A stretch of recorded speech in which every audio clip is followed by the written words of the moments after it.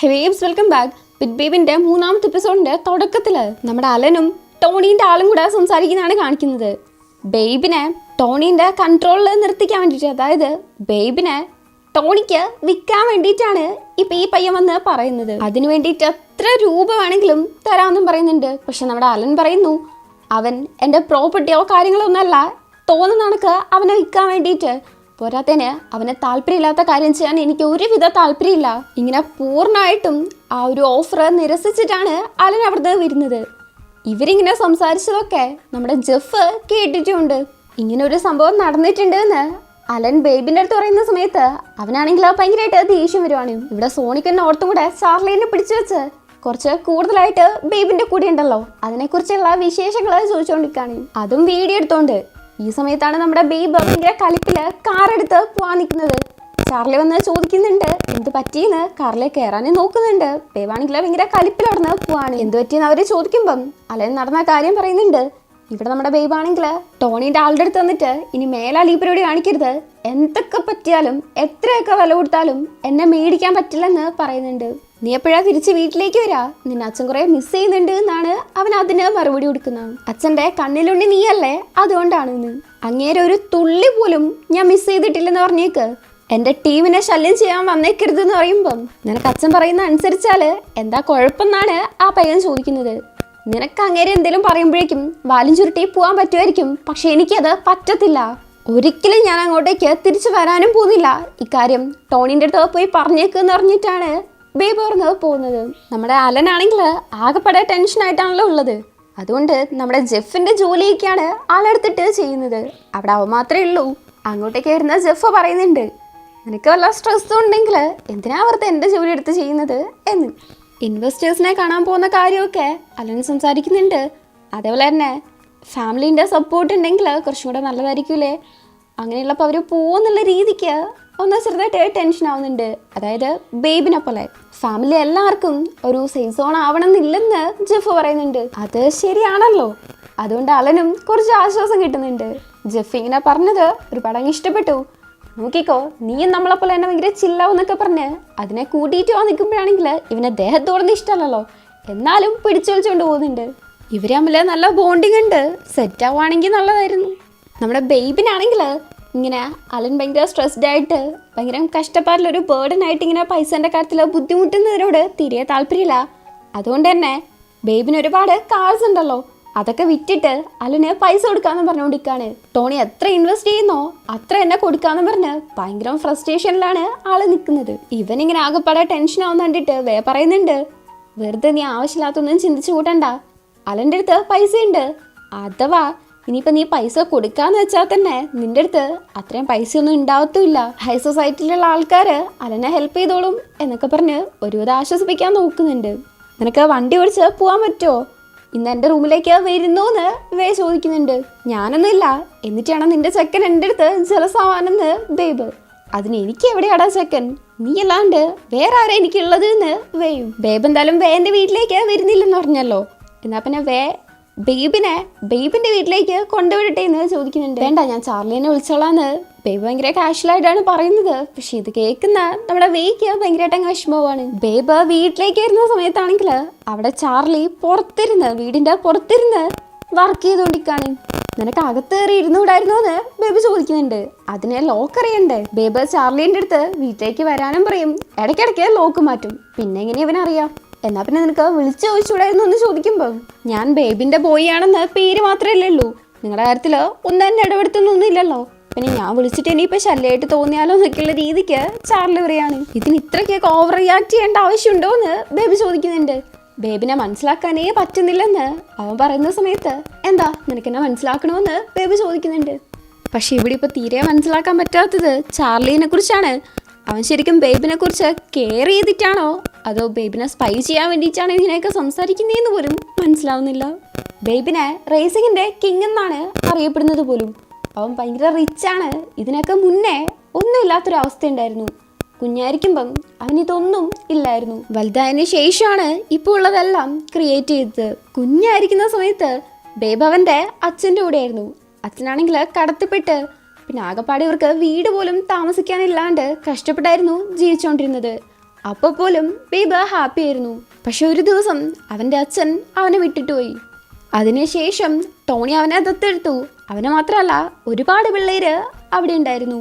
പക്ഷെ എല്ലാ പിള്ളേരെയും വെവ്വേറെ ആയിട്ടാണ് നിർത്തിയിരുന്നത്. ഒരിക്കലും ബേബ് അവരെയൊന്നും കണ്ടിട്ടേ ഇല്ല. പിള്ളേരെ ഉപദ്രവിക്കുകയൊക്കെ ചെയ്യും തോന്നുന്നു. പിള്ളേരെ കരയുന്ന ഒച്ചയും അങ്ങനെ ഓരോരോ സൗണ്ടും നമ്മുടെ ബേബിന് കേൾക്കുമായിരുന്നു. അവനാണെങ്കിൽ സ്പെഷ്യൽ എബിലിറ്റി ഉണ്ട്, കേൾവി കൂടുതലാണ്. ഗ്ലാസ് അനക്കുന്ന സൗണ്ട് പോലും അവനെ കൊണ്ട് ഷാർപ്പായിട്ട് കേൾക്കാൻ പറ്റും. ഇത് മനസ്സിലാക്കിയ ടോണി അവനെ നന്നായിട്ട് ഉപയോഗിക്കാൻ ശ്രമിച്ചിരുന്നു. അവനെ നന്നായിട്ട് ട്രെയിനിങ് കൊടുത്തു. അവൻ്റെ കണ്ണ് കെട്ടിയിട്ട് ബോളൊക്കെ വെച്ചെറിയായിരുന്നു. എന്തിന്, അമ്പ് വരെ അവൻ്റെ മേത്തേക്ക് വിടുമായിരുന്നു. കുഞ്ഞിലേ മുതൽ വലുതാവുന്നവരെയും ഈ ഒരു ട്രെയിനിങ് തുടരുന്നുണ്ടായിരുന്നു. പക്ഷെ വലുതായതിനു ശേഷമാണ് ബേബിന് മനസ്സിലായത് അവൻ്റെ അച്ഛനെ കടത്തിലാക്കിയത് പോലും ടോണിയാണെന്ന്. ഇതറിഞ്ഞതിന് ശേഷമാണ് ടോണീൻ്റെ അടുത്ത് വഴക്കുണ്ടാക്കിയിട്ട് ബേബ് ആ വീട്ടിൽ നിന്ന് ഇറങ്ങി വന്നതും. ഇതൊക്കെ ബേബ് പറഞ്ഞു കഴിയുമ്പം ഇപ്പോൾ ഓക്കെ ആണോ എന്ന് ചാർലി ചോദിക്കുന്നുണ്ട്. ഞാനിപ്പോൾ ഓക്കെയാണ്, ഒരുപാടായില്ലേ, പതിയെ പതിയെ അത് മറന്നുകൊണ്ടിരിക്കുകയാണ്, ഒരിക്കലും ഫുള്ളായിട്ട് മറക്കും. ഞാനിപ്പോൾ എന്നും എൻ്റെ മൈൻഡിനെ ഓർമ്മിപ്പിക്കാറുള്ളത് ആരെയും സ്നേഹിക്കരുത്, ആരെയും വിശ്വസിക്കരുത് എന്നാണ്. എന്തെങ്കിലും ബെനിഫിറ്റിന് വേണ്ടി അല്ലാതെ ആരും നമ്മുടെ അടുത്ത് നല്ല രീതിക്ക് പെരുമാറത്തില്ല എന്ന് പറയാണ്. ഞാനും നിങ്ങളുടെ അടുത്ത് ബെനിഫിറ്റ് ഉദ്ദേശിച്ചാണ് നിൽക്കുന്നതെന്ന് പറയുമ്പം അതിപ്പം ഞാനും അങ്ങനെ തന്നെയാണല്ലോ എന്ന് ബേബ്. രണ്ടുപേരും ബോറടിക്കുന്നവരെ ഇങ്ങനെയൊക്കെ ഉണ്ടാവും പറയാണ്. എനിക്ക് നിന്നെ ബോറടിക്കത്തൊന്നുമില്ല, നിനക്ക് എന്നെ ബോറടിച്ച് എന്നെ ഓടിച്ചു വിടുന്നവരെയും ഞാൻ നിൻ്റെ കൂടെ ഉണ്ടാവും എന്നാണ് ചാർലി പറയുന്നത്. അത് നമ്മുടെ ബേബിന് കുറച്ച് ടച്ചിങ് ആയിട്ട് ഫീൽ ചെയ്യുന്നുണ്ടെന്ന് തോന്നുന്നു. എന്തായാലും കാണാലോ എന്നാണ് പറയുന്നത്. എന്നിട്ടൊരല്പം നേരം സൈലൻ്റ് ആയിട്ടിരുന്നിട്ട് പെട്ടെന്ന് ചാർലീനെ അങ്ങ് കിസ് ചെയ്യാണ്. ലിപ്സിൽ കിസ് ചെയ്യാൻ പാടില്ലെന്നല്ലായിരുന്നോ പറഞ്ഞത് എന്ന് ചാർലി ബേബിൻ്റെ അടുത്ത് ചോദിക്കുന്നത് വരെയും ഞാൻ ഭയങ്കര കാഷ്വലായിട്ട് ആ ഒരു ഫീലിലങ്ങ് കിസ് ചെയ്യുന്നതായിട്ടാണ് ഞാനും നോക്കിയിരുന്നത്. സംഭവം ശരിയാണല്ലോ എന്ന് ചാർലി പറഞ്ഞപ്പോഴാണ് എനിക്കും കത്തിയത്. അത്രത്തോളം ബേബിൻ്റെ ആ ഒരു അഭിനയം നമ്മളതിൽ ഇൻവോൾവ് ചെയ്യിപ്പിച്ചായിരുന്നു. ഞാൻ എൻ്റെ തീരുമാനം മാറ്റി. എന്താ നിനക്ക് വല്ല കുഴപ്പമുണ്ടോ എന്ന് നമ്മുടെ ബേബി ചോദിക്കുകയാണ്. അവൻ എന്തോന്ന് കുഴപ്പം, ആളാണെങ്കിൽ ഭയങ്കര ചിരിച്ചുകൊണ്ടിരിക്കുകയാണ്. അങ്ങനെ പയ്യന്മാർ പിന്നെയും കിസ്സിങ് കണ്ടിന്യൂ ചെയ്യാണ്. ബേബി കംപ്ലീറ്റ് ആയിട്ട് ലവിൽ വീണെന്ന് ഇതിന്ന് ഉറപ്പാണ്. എന്താവോ എന്തോ. ഇവിടെ നമ്മുടെ ജെഫ് ഭയങ്കര കാര്യമായിട്ട് കാറ് ട്യൂൺ ചെയ്തുകൊണ്ടിരിക്കുന്ന സമയത്ത് അടുത്ത് വന്നിട്ട് അലൻ എപ്പോഴത്തെ പോലെ ഈ കുട്ടിയെ വിളിക്കുകയാണ്. ജെഫ് നോക്കുമ്പോൾ ഭയങ്കര ക്ലോസ് ആയിട്ടാണ് നിൽക്കുന്നത്. എപ്പോഴും ഇങ്ങനെ കാറ് ട്യൂൺ ചെയ്ത് ഒരു മനുഷ്യൻ്റെ അടുത്തും സംസാരിക്കാണ്ട് നിൽക്കുമ്പോൾ നിനക്ക് ബോറടിക്കുന്നില്ലേ എന്ന് അലൻ ചോദിക്കുകയാണ്. എന്ന് നിങ്ങൾ വന്നിട്ട് എൻ്റെ അടുത്തും ഇതേ ചോദ്യം തന്നെയല്ലേ ചോദിക്കുന്നത്, നിങ്ങൾക്ക് ബോറടിക്കുന്നില്ലേ എന്നാണ് ജെഫ് അതിന് തിരിച്ച് മറുപടി കൊടുക്കുന്നത്. അപ്പോഴാണ് ഇവരുടെ കൂട്ടത്തിൽ തന്നെ ഉള്ള ഒരു റേസറായിട്ടുള്ള പയ്യൻ, അവൻ്റെ പേര് ഡീൻ എന്നാണ്. അവൻ വന്നിട്ട് അടുത്ത കോമ്പറ്റീഷൻ്റെ കാര്യങ്ങളൊക്കെ വന്നിട്ടുണ്ടോ, ഇപ്രാവശ്യം ഞാൻ പൊക്കോട്ടെ എന്ന് ചോദിക്കുകയാണ്. നമ്മളിക്കൊല്ലം ചെറിയ കോമ്പറ്റീഷൻസ് ഒന്നും എടുക്കുന്നില്ല, അതുപോലെ എടുത്തിട്ടുണ്ടെങ്കിൽ നമുക്ക് വലിയ ചാമ്പ്യൻഷിപ്പ് നഷ്ടപ്പെടും, പോരാത്തതിന് ബേബിൻ്റെ റെക്കോർഡും നഷ്ടപ്പെടും എന്ന് പറയാണ്.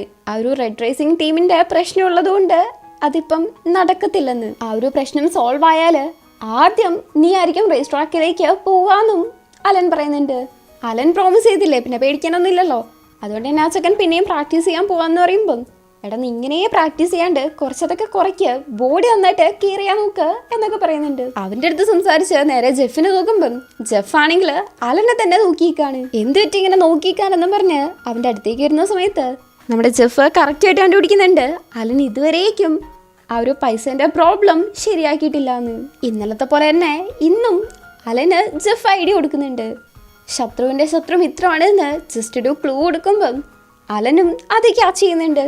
ഉള്ളതിൽ ഏറ്റവും നല്ല കിഡ് നീയാണെന്ന് പറഞ്ഞ് തലയിൽ ഒരു കിസ്സും കൂടെ കൊടുക്കുകയാണ്. ആ ഒരു കിസ് കിട്ടിയതും പവൻ ജെഫ് ആണെങ്കിൽ ഇത്രയും നേരം വർക്ക് ചെയ്തുകൊണ്ട് തന്നെയാണ് ഇപ്പം പെട്ടെന്ന് ആ ഒരു ലാപ്പെല്ലാം മടക്കി വെച്ച് പോവാണ്. പോകുന്നതിൻ്റെ ഇടയ്ക്കാണെങ്കിൽ അവിടെ എവിടെയും തട്ടുന്നുണ്ട്. പാവം കുട്ടി ഭയങ്കരമായിട്ട് അങ്ങനെ നെർവസ് ആയി തോന്നുന്നു. നമ്മുടെ അലൻ അങ്ങനെ ശത്രുവിൻ്റെ ശത്രുവായിട്ടുള്ള മിത്രത്തെ കാണാൻ വരുന്നുണ്ട്. അതായത് ടോണീൻ്റെ ഒപ്പം നിൽക്കുന്ന ഒരു എതിരാളിയായിട്ടുള്ള ബിസിനസ്മാൻ, പേര് പീറ്റർ. ആൾ 5 മണിക്കൂറായിട്ട് പീറ്റിനെ കാണാൻ വേണ്ടി വെയിറ്റ് ചെയ്ത് നിൽക്കാണ്. പക്ഷെ അപ്പോഴും അദ്ദേഹം ഭയങ്കര തിരക്കിലാണ്. അദ്ദേഹത്തിൻ്റെ PA പറയുന്നുണ്ട് ഇപ്പം സംസാരിക്കാൻ പറ്റത്തില്ലെന്ന്. പിന്നെ പീറ്റ് തന്നെയാണ് പറയുന്നത് ശരി ഒരു 5 മിനിറ്റ് തരാമെന്ന്. അങ്ങനെ പോയിട്ട് കാര്യം പറയുന്ന സമയത്ത് ആദ്യം പീറ്റിന് അങ്ങ് സാറ്റിസ്ഫൈ ആവുന്നില്ല. ഇൻവെസ്റ്റ് ചെയ്യുന്നത് തിരിച്ച് കിട്ടത്തില്ല, അതായത് വർത്താവത്തില്ല എന്നും പറഞ്ഞാണ് നിൽക്കുന്നത്. പിന്നെ ടോണീൻ്റെ കാര്യമൊക്കെ പറഞ്ഞ് ഒരു വിധത്തിൽ സെറ്റാക്കി എടുക്കുന്നുണ്ട്. അങ്ങനെ ഇവർക്ക്, അതായത് X100 ടീമിന് പീറ്റ് ഇൻവെസ്റ്റ് ചെയ്താണ് പിന്നെ ന്യൂസിൽ പോയിക്കൊണ്ടിരിക്കുന്നത്. ഇത് കാണുന്ന ടോണി ആണെങ്കിൽ ആരെയോ വിളിച്ച് പീറ്റർ എന്താ ഉദ്ദേശിക്കണേന്ന് അന്വേഷിക്കാനാണ് കണ്ട് പറയുന്നുണ്ട്. ഇവിടെ നമ്മുടെ പയ്യന്മാരാണെങ്കിൽ ഒരു സ്പോൺസറിനെ കിട്ടിയതിന് ഭയങ്കരമായിട്ട് ഹാപ്പി ആയിട്ട് സെലിബ്രേറ്റ് ചെയ്തുകൊണ്ടിരിക്കുകയാണ്. ഇവിടെ റെഡ് റേസിംഗ് ടീമില് നമ്മുടെ കിം ട്യൂൺ ചെയ്തുകൊണ്ടിരിക്കുകയാണ്. എന്താണെന്നറിയില്ല, ആദ്യം കണ്ടപ്പോഴേ കിമ്മിന് എനിക്ക് ഭയങ്കരമായിട്ട് അങ്ങ് ഇഷ്ടപ്പെട്ടു. കോഴിത്തരൊക്കെ ലേശം മാറ്റി വെച്ചിട്ട് കരുത്തിലേക്ക് കിടക്കാം. നമ്മുടെ കിമ്മിൻ്റെ അടുത്തേക്ക് വിന്നർ വരുന്നുണ്ട്. അവൻ എപ്പോഴത്തെ പോലെ തന്നെ ഭയങ്കര അഹങ്കാരത്തില് റേസിന്റെ കാര്യമൊന്നും ആലോചിച്ച് വിഷമിക്കേണ്ട ആവശ്യമില്ല, ടെൻഷനേ അടിക്കണ്ട, എന്തായാലും നമ്മൾ ജയിക്കുള്ളൂ എന്ന് പറഞ്ഞ് എപ്പോഴത്തെ പോലെ തന്നെ അഹങ്കാരത്തിൽ നിൽക്കുവാണ്. ഈ ആറ്റിറ്റ്യൂഡും കൊണ്ട് നിന്നിട്ടുണ്ടെങ്കിൽ ഉറപ്പായിട്ടും തോക്കുന്ന് പറഞ്ഞുകൊണ്ടാണ് കിമ്മ് നിൽക്കുന്നത്. ഏയ് അതോർത്ത് നീ പേടിക്കണ്ട, അതിന് ബേബിന് ഓടിക്കാൻ പറ്റിയാലല്ലേ അവൻ ജയിക്കുള്ളൂ എന്ന് പറഞ്ഞുകൊണ്ടാണ് വിന്നർ നിൽക്കുന്നത്. ആ പറച്ചിലിൽ എന്തോ ഒരു പന്തികേടുള്ളത് പോലെ തോന്നുന്നത് കൊണ്ട് തന്നെ നീ എന്തോ ഉദ്ദേശിക്കുന്നേന്ന് കിമ്മ ചോദിക്കുന്നുണ്ട്. നമ്മളെന്തായാലും ജയിക്കും, അത് മാത്രം നോക്കിയാൽ മതി എന്ന് പറഞ്ഞ് വിന്നർ അവിടുന്ന് പോവാണ്. അപ്പൊ നമ്മുടെ ബേബിനുള്ള ഒരു പണി വെച്ചിട്ടുണ്ട് എന്ന് സാരം. എന്തായാലും ഇങ്ങനെ മോശപ്പെട്ട ഒരു രീതിയിലൂടെ ജയിക്കുന്നതിനോട് കിമ്മിന് തീരെ താല്പര്യമില്ല. അതുകൊണ്ട് തന്നെ നേരെ ടോണീനെ കാണാൻ പോയിട്ട് ഇങ്ങനെ വിന്നർ പ്ലാൻ ചെയ്യുന്നുണ്ട് എന്ന് പറയുന്നുണ്ട്. അതിനിപ്പം എന്താ കുഴപ്പം, ബേബ് ഓപ്പോസിറ്റ് ടീമല്ലേ എന്നാണ് ടോണി ചോദിക്കുന്നത്. നിങ്ങളാണ് ഈ ടീമിന്റെ ഓണർ, ഇങ്ങനെയൊക്കെ ചെയ്ത് ജയിച്ച് ക്രിറ്റിസിസം നേരിടേണ്ടി വന്നാലോ എന്ന് കിമ്മ ചോദിക്കുന്നുണ്ട്. എന്തുവാണ് അതിന് ടോണി മറുപടി കൊടുത്തതെന്ന് കാണിക്കുന്നില്ല. എന്നാലും കിമ്മിന്റെ ഈ ഒരു ആറ്റിറ്റ്യൂഡും എനിക്ക് ഭയങ്കരമായിട്ട് ഇഷ്ടപ്പെട്ടു. ബേബ് വീട്ടിൽ ചെന്ന് നോക്കുമ്പം അവനെ വിശക്കാതിരിക്കാനെന്ന് പറഞ്ഞ് സോയ മിൽക്കൊക്കെ വെച്ചിട്ടുണ്ട്. ന്യൂട്രീഷ്യസ് ആയിട്ടുള്ള ഫുഡ് കഴിക്കണം എന്നൊക്കെ പറഞ്ഞ് നോട്ടും എഴുതി വെച്ചിട്ടുണ്ട്. അവനാകെപ്പാടെ കുട്ടിയായിട്ടാണ് ഉള്ളത്. പക്ഷേ അച്ഛൻ്റെ കളിയാണെന്ന് പറഞ്ഞ് അവനും അതെടുത്ത് കുടിക്കുന്നുണ്ട്. അങ്ങനെ ഒരു 12 മണിയൊക്കെ കഴിഞ്ഞ് നിൽക്കുന്ന സമയത്താണ് ചാർലി വരുന്നത്. വന്നിട്ട് ഉറങ്ങുന്ന നമ്മുടെ ബേബിനെ മുടിയൊക്കെ ഒന്ന് ഒതുക്കി കൊടുത്ത് ഭയങ്കര സ്നേഹത്തിൽ ചിരിച്ചുകൊണ്ട് അവൻ ഉറങ്ങുന്നതിൻ്റെ ഭംഗി നോക്കിക്കാണ്. ഇതൊക്കെ കാണുമ്പം മനുഷ്യനൊരുമാതിരി ഭ്രാന്ത് പിടിക്കുന്നുണ്ട്. ഇവൻ ശരിക്കും എന്ത് ഉദ്ദേശിക്കുന്നതെന്ന് ആർക്കറിയാം. അവനങ്ങനെ ഈ നോക്കിയേക്കുന്ന സമയത്ത് ബേബി എണീക്കുന്നുണ്ട്. അരമണിക്കൂർ വരാനെന്തിനാ പറഞ്ഞെന്ന് ചോദിക്കുകയാണ്. ഫയൽ കുറച്ച് ഡാമേജ് ആയി, അതുകൊണ്ട് ഒന്നും കൂടെ എടുത്തു കൊടുക്കേണ്ട വന്നു എന്ന് പറയുന്നതിൻ്റെ കൂടെ തന്നെ ചാർലി ചോദിക്കുന്നുണ്ട്, ഇതുവരെ ഉറങ്ങിയില്ലേന്ന്. ഉറങ്ങി, പക്ഷെ നീ വരുന്നത് ഞാൻ സ്മെല്ല് ചെയ്തു എന്ന് ബേബ്. എൻ്റെ മീത്ത് സ്മെല്ലില്ലെന്നല്ലേ പറഞ്ഞത് എന്ന് ചാർലി. ബാഡ് സ്മെല്ല് ഇല്ലെന്നാ പറഞ്ഞത് എന്നും പറഞ്ഞ് ചാർലീനൊന്ന് മണത്തു നോക്കിയിട്ട് നല്ല സ്മെല്ലാണെന്ന് പറയാണ്. ഇനിയിപ്പോൾ നീ എന്തുവാ ചെയ്യാൻ പോകുന്നേന്ന് ബേബി ചോദിക്കുമ്പം ബേബി ഇപ്പം ഉറങ്ങുവാണെങ്കിൽ ഒന്നും ചെയ്യുന്നില്ല, നല്ല സ്വപ്നം കാണട്ടെ എന്ന് പറയും എന്നാ ചാർലി. എന്നാ പിന്നെ നല്ലൊരു സ്വപ്നം കണ്ടു കളയാന്നും പറഞ്ഞ് ബേബാണെങ്കിൽ ചാർലീനെ കിസ് ചെയ്യാണ്. അങ്ങനെ കിസ്സിങ് റൊമാൻസിലേക്ക് കണ്ടിന്യൂ ചെയ്യുന്നതും കാണിച്ച് ആ ഒരു സീനോടെ കട്ട് ചെയ്ത് ഇവിടെ നമ്മുടെ ആകെപ്പെടെ ഷോക്ക് അടിച്ച് ഡ്രിങ്ക്സും കുടിച്ചിരിക്കുന്ന സമയത്താണ് അങ്ങോട്ടേക്ക് നോട്ടും സോണിക്കും കൂടെ വന്നിട്ട് എന്തോ എവിടെയും ചെടിയെന്ന് പറഞ്ഞാൽ കാണിക്കുന്നത്. അത് കണ്ടിട്ട് ആണെങ്കിൽ ഷോക്ക് ആവുന്നുണ്ട്. മിക്കവാറും ചാർലിയായിട്ട് ബന്ധപ്പെട്ട എന്തെങ്കിലും ആയിരിക്കണം. അങ്ങനെ പിറ്റേന്ന് റേസിംഗ് ഫീൽഡിലേക്ക് വരുന്ന സമയത്താണെങ്കിൽ പതിവില്ലാണ്ട് ബേബിന്റെ കാറ് സ്പീഡ് കുറഞ്ഞാണ് പോകുന്നത്. സ്പീഡ് കുറച്ചോ എന്ന് അലൻ്റെ അടുത്ത് ചോദിക്കുന്നുണ്ട്. ഇല്ലെന്നും പറഞ്ഞ് നിൽക്കുമ്പോഴേക്കും കാർ അവിടെ വന്ന് നിൽക്കുവാണ്. അതിൽ നിന്ന് ഇറങ്ങുന്നത് ബേബും ചാർലിയുമാണ്. ചാർലിയാണ് അത് ഓടിച്ചത്.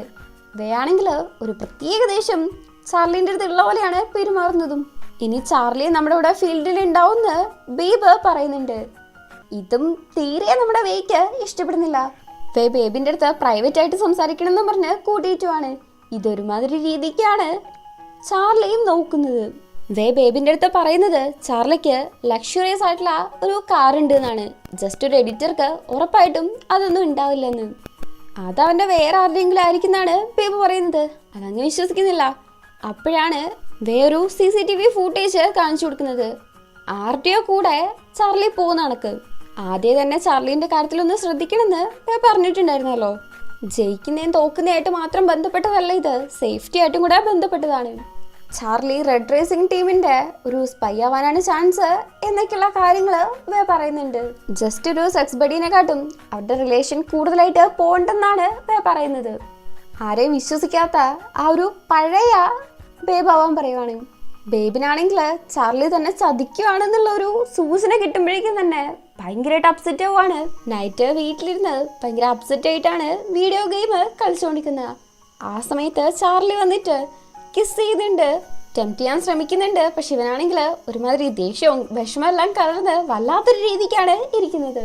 ഇഷ്ടമല്ലാണ്ട് ഒരാള് നമ്മുടെ ദേഹത്തോട്ട് എങ്ങനെ ഉണ്ടാവോ ആ രീതിക്കാണ് നമ്മുടെ ചെക്കനിരിക്കുന്നത്. കുറച്ച് കഴിയുമ്പം എന്തോ ഒരു പ്രശ്നമുള്ളതായിട്ട് നമ്മുടെ ചാർലിക്കും തോന്നുന്നുണ്ട്. എന്ത് പറ്റിയെന്ന് ചോദിക്കുമ്പം ആ ഒരു ഫോട്ടോ എടുത്ത് കാണിച്ചു കൊടുക്കാണ്. ചാർലി ഒരു കാറിൻ്റെ കൂടെ നിൽക്കുന്ന ഒരു കാര്യം നമ്മുടെ പറഞ്ഞില്ലായിരുന്നോ, ആ ഒരു ഫോട്ടോ. അതൊരു കസ്റ്റമറിൻ്റെ കാറാണ്, ഞങ്ങളുടെ ഏരിയ വന്നപ്പം എനിക്കൊരു ലിഫ്റ്റ് തന്നെയാണെന്നാണ് ചാർലി പറയുന്നത്. ഉറപ്പാണോ എന്ന് ബേബി ചോദിക്കുന്നുണ്ട്. അതേന്നാണ് ചാർലി പറയുന്നത്.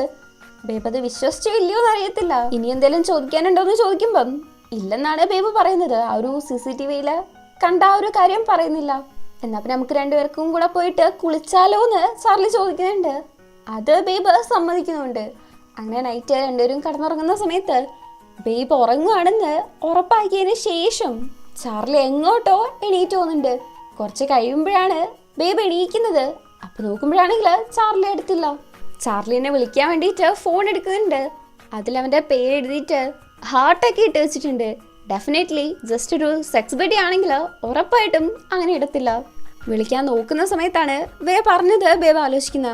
ആരെയും വിശ്വസിക്കാത്ത സ്നേഹിക്കാത്ത ആ ഒരു പഴയ ബേബ് ആവാൻ പറഞ്ഞില്ലായിരുന്നോ, ആ ഒരു കാര്യം. ഇത് ആലോചിച്ച് വിളിക്കാണ്ട് ഫോൺ അവിടെ വെച്ച് ഭയങ്കരമായിട്ട് വിഷമിച്ചവിടെ കിടക്കുവാണ്. ഒരാൾ നമ്മളെ ചതിക്കുകയാണെന്ന് അറിഞ്ഞിട്ടും അതറിയാത്ത പോലെ മെയിൻറ്റെയിൻ ചെയ്യൽ ഭയങ്കര കഷ്ടമാണല്ലോ. പിറ്റേന്ന് രാവിലെ തന്നെ ഫുഡൊക്കെ റെഡിയാക്കി ചാർലി നിൽക്കുമ്പോഴേക്കും നമ്മുടെ ബേബ് എണീറ്റ് വരുന്നുണ്ട്. തിന്നു നോക്കിയിട്ട് അടിപൊളിയാന്ന് പറയുന്നുണ്ട്. അതുപോലെ ഇന്നലെ നൈറ്റ് നന്നായിട്ട് ഉറങ്ങിയോ എന്ന് ചോദിക്കുന്നു. അത് എപ്പോഴത്തെ പോലെ തന്നെ നന്നായിട്ട് ഉറങ്ങി. പിന്നെ രാവിലെ എണീറ്റ് കുറച്ച് എഡിറ്റ് ചെയ്തു, എക്സസൈസ് ചെയ്തു, പിന്നെ ഫുഡ് പ്രിപ്പയർ ആക്കി എന്നറിയാണ്. ഇന്ന് ഹോളിഡേ അല്ലേ, എങ്ങോട്ടേലും പോകുന്നുണ്ടോ എന്ന് ബേബ് ചോദിക്കുന്നുണ്ട്. അതെ, ഒരു കസ്റ്റമറുമായിട്ട് അപ്പോയിൻമെന്റ് ഉണ്ട് എന്ന് അവനും. കൊണ്ടുവരണമെന്ന് ചോദിക്കുന്നുണ്ട്. വേണ്ടെന്ന് ചാർലി. അങ്ങനെ ചാർലി പോകുന്ന സമയത്ത് നമ്മുടെ ചെക്കനും പുറകെ ഫോളോ ചെയ്ത് പോകുന്നുണ്ട്. ചാർലി നേരെ പോകുന്നത് ജെഫിന്റെ അടുത്തേക്കാണ്. ഇവര് ഭയങ്കര തോളത്ത് കൈയിട്ട് ഭയങ്കര കമ്പനിയായിട്ട് പോകുന്നത് ബേബ് കാണുന്നുണ്ട്. ബേബി ഒരു വിഷമത്തില് ക്ലബിൽ പോയിട്ട് ഭയങ്കരമായിട്ട് ഡ്രിങ്ക് ചെയ്യുന്നുണ്ട്. നാളെ ബേബിന് ഒരു ക്വാളിഫൈങ് മാച്ച് ഉണ്ട്, അതിന് പോകേണ്ടതാണ്, ഇങ്ങനെ കുടിക്കല്ലേന്ന് പറയുന്നുണ്ടെങ്കിലും അത് കേൾക്കാണ്ട് കുടിക്കുന്നുണ്ട്. ഈ സമയത്ത് ചാർലി അവനെ വിളിക്കുന്നുണ്ട്. ആ കോളിട്ട് അറ്റൻഡ് ചെയ്യുന്നില്ല. ഇതൊക്കെ ശ്രദ്ധിക്കുന്നുണ്ട്. ഇവിടെ ചാർലി ആണെങ്കിൽ എത്ര വിളിച്ചിട്ടും ബേബ് എടുക്കാത്തതുകൊണ്ട് മെസ്സേജ് അയക്കുന്നുണ്ട്. എവിടെയാ, എന്തെടുക്കുക, വെയിറ്റ് ചെയ്യാണ്, എപ്പോൾ വരിക, അങ്ങനെ കുറേ മെസ്സേജ് അയക്കുന്നുണ്ട്. ഇവനാണെങ്കിൽ ബേബിനെ കുറിച്ച് ഓർത്ത് ഭയങ്കരമായിട്ട് വറീഡായ കണക്കാണ് ഇരിക്കുന്നത്. എന്തിനാണെന്നും എനിക്ക് മനസ്സിലാവുന്നില്ല. ബേബാണെങ്കിൽ കുടിച്ച് നടക്കാൻ പോലും പറ്റാത്ത അവസ്ഥയിലാണ് വീട്ടിലേക്ക് വരുന്നത്. എന്ത് ഇത്രയൊക്കെ കുടിച്ചത്, നാളെ മാച്ചുള്ളതല്ലേ എന്നൊക്കെ ചാർലി ഭയങ്കര വറീഡായിട്ട് ചോദിക്കുന്നുണ്ട്. നീ ജസ്റ്റ് ഒരു സെക്സ് ബിഡിയാണ്, എൻ്റെ ലൈഫിൽ കൂടുതൽ ഇൻ്റർഫിയർ ചെയ്യേണ്ടെന്നും പറഞ്ഞ് ഇവനാണെങ്കിൽ പോവാൻ നിൽക്കുവാണ്. എന്താ പറ്റിയ സംസാരിക്കാന്നും പറഞ്ഞ് അവൻ പുറകെ പോകുന്നുണ്ടെങ്കിലും ബേബ് മൈൻഡ് ആക്കാണ്ട് പോവാണ്. ചാർലിനെ കുറിച്ച് മനസ്സിലാക്കാനേ പറ്റുന്നില്ല. ഇവനെ കുറിച്ച് ആലോചിക്കുമ്പം ഇപ്പൊക്കെ മനുഷ്യന് തലയ്ക്ക് വേദന എടുക്കുന്നു. ക്വാളിഫൈ മാച്ചാണ് പിറ്റേന്ന് നടക്കുന്നത്. ആ സമയത്തും അവനാണെങ്കിൽ തലങ്ങ് നേരെ നിൽക്കുന്നില്ല. അങ്ങോട്ടേക്ക് ചാർലി വന്നിട്ട് അവൻ്റെ കൈ പിടിച്ച് ഓക്കെ ആണോ എന്ന് ചോദിക്കുന്നുണ്ട്. അപ്പൊ ബേബാണെങ്കിൽ ആ കൈ തട്ടി മാറ്റുവാണ്. ചാർലി കിസ് ചെയ്യാൻ നോക്കുന്നുണ്ട്. അപ്പോഴും ബേബ് മാറുവാണ്. സാധാരണയായിട്ട് റേസിന് മുന്നേ അവൻ സെക്സ് ചെയ്യാറുള്ളത് ഒന്ന് കോൺസെൻട്രേഷൻ കിട്ടാൻ വേണ്ടിയിട്ടാണ്. അതിന് വേണ്ടിയിട്ടാണ് ഞാൻ ഹെൽപ്പ് ചെയ്യാൻ ശ്രമിക്കുന്നതെന്ന് പറയുമ്പം ബേബ് ഒന്നും മിണ്ടുന്നില്ല. അവൻ പിന്നെയും ട്രൈ ചെയ്യുന്ന സമയത്ത് അവൻ്റെ ഡ്രസ്സിനെ കുത്തിപ്പിടിച്ച് ഇന്ന് വേണ്ടെന്ന് പറഞ്ഞ് അവിടെ നിന്ന് പോവാണ്. അങ്ങനെ റേസ് സ്റ്റാർട്ട് ചെയ്യുന്നു. എപ്പോഴത്തെ പോലെ തന്നെ ബേബി തന്നെയാണ് ഏറ്റവും മുന്നിലുള്ളത്. പക്ഷെ കുറച്ച് കഴിയുമ്പം ചാർലിനെ കുറിച്ച് ആലോചിക്കുകയാണ്.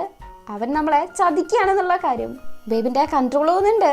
ജസ്റ്റ് മിസ്സിന് കിമ്മ മുന്നിൽ കയറേണ്ടതായിരുന്നു, പക്ഷെ അഡ്ജസ്റ്റ് ചെയ്ത് ബേബിനെയാണ് മുന്നിൽ പോകുന്നത്. കുറച്ചേരം ഓടിച്ച് പിന്നെയും അവന് ചാർലിന്റെ മെമ്മറീസ് തന്നെയാണ് മൈൻഡിൽ വന്നുകൊണ്ടേ നിൽക്കുന്നത്. അങ്ങനെ ചാർലി കാരണം പിന്നെയും കൺട്രോൾ പോയിട്ട് അതും ട്രാക്കിന്റെ വെളിയിൽ പോകുന്ന കണക്ക് അവനെ കൺട്രോൾ പോകുന്നുണ്ട്. പിന്നെ ഏകദേശം ഏറ്റവും ബേക്കിലെന്നോണാണ് വരുന്നത്. കയറി രണ്ടാമത് വരെയും എത്തുന്നുണ്ട്. പക്ഷെ ആ ഒരു മാച്ചിൽ വിൻ ചെയ്യുന്നത് കിമ്മാണ്. അത് ബേബിനാണെങ്കിൽ ഭയങ്കരമായിട്ട് വിഷമാവുന്നുണ്ട്. എത്രത്തോളം സ്ട്രോങ് ആയിട്ടിരുന്ന ബേബാണ്. ലവ് വന്നപ്പോഴേക്കും എന്തൊക്കെ പ്രശ്നമാണ്. അല്ലെങ്കിലും ലവ് എന്ന് പറഞ്ഞാൽ തന്നെ പ്രശ്നമാണ്. പാവം ബേബ് ഇങ്ങനെ ഭയങ്കരമായിട്ട് വിഷമിക്കുന്ന കാണുമ്പം നമുക്കും ഭയങ്കരമായിട്ട് വിഷമം വരും. അല്ലെങ്കിലേ വിന്നറിന് അഹങ്കാരമാണ്. അപ്പൊ പിന്നെ റെഡ് റേസിംഗ് ടീം ജയിച്ചാലുള്ള കാര്യം പറയേണ്ട ആവശ്യമില്ലല്ലോ. വെറുതെ ഇരുന്ന് ബേബിന്റെ മെക്കിട്ട് കയറുവാണ്. എത്രയെന്ന് വെച്ചാൽ കൺട്രോൾ ചെയ്യാൻ പറ്റും. പോരാത്തിന് മൂടും തീരെ ശരിയില്ല. ബേബ് അവൻ അടിക്കാൻ വേണ്ടി പോകുന്നുണ്ട്. അലനൊക്കെയാണ് പിടിച്ചു വെക്കുന്നത്. ഈ ഒരു സീൻ കാണിച്ചുകൊണ്ടാണ് മൂന്നാമത്തെ എപ്പിസോഡ് കഴിയുന്നത്. ബേബിന്റെ അവസ്ഥ ആലോചിക്കുമ്പം ശരിക്കും ഭയങ്കരമായിട്ട് വിഷമം തോന്നുന്നുണ്ട്. ചാർലി ശരിക്കും ആരാണെന്ന് ഒരു പിടുത്തവും ഇല്ല.